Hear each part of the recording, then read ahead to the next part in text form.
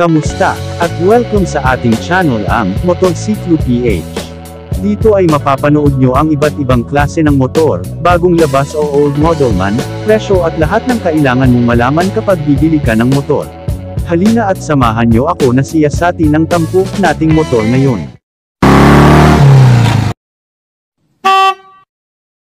Kamakailan ay nilabas na ang pinakahihintay na motor na gawa ng Honda.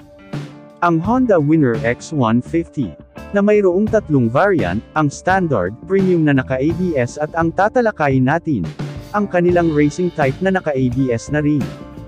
Ito ang pinakahihintay at siguradong papatok at isa sa magiging paborito ng mga Filipino riders.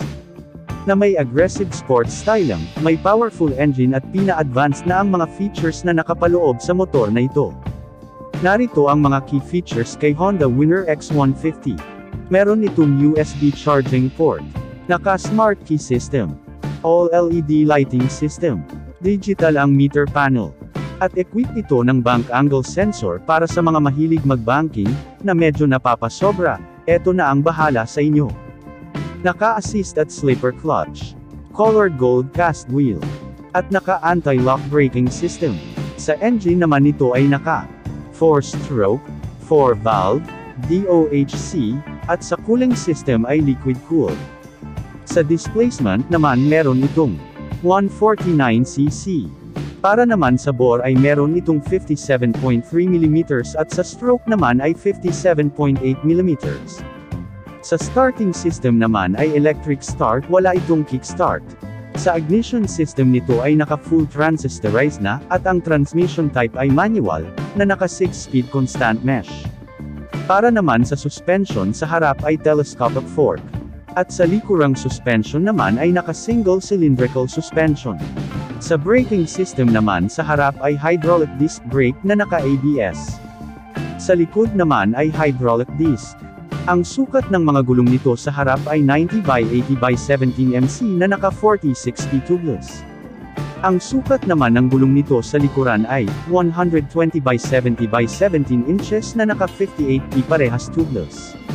Sa dimension naman ng motor na ito ay may haba ng 2,219 mm. May lapad na 725 mm at may taas na 1,104 mm. Sa wheelbase naman ng motor na ito ay 1,278 mm, at may bigat na 122 kilograms. Sa taas naman ng upuan ng rider o seat height, ito ay 795 mm swak na swak sa mga normal size na Pinoy. Sa ground clearance naman ay 151 mm. Pagdating naman sa fuel capacity ng tangke nito ay kasya ang 4.5 liters na gasolina. Sa fuel system naman ay fuel injected na.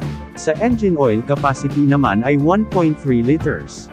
Pagdating naman sa lakas, ang maximum power ng motor na ito ay 11.5 kilowatts at 9,000 RPM.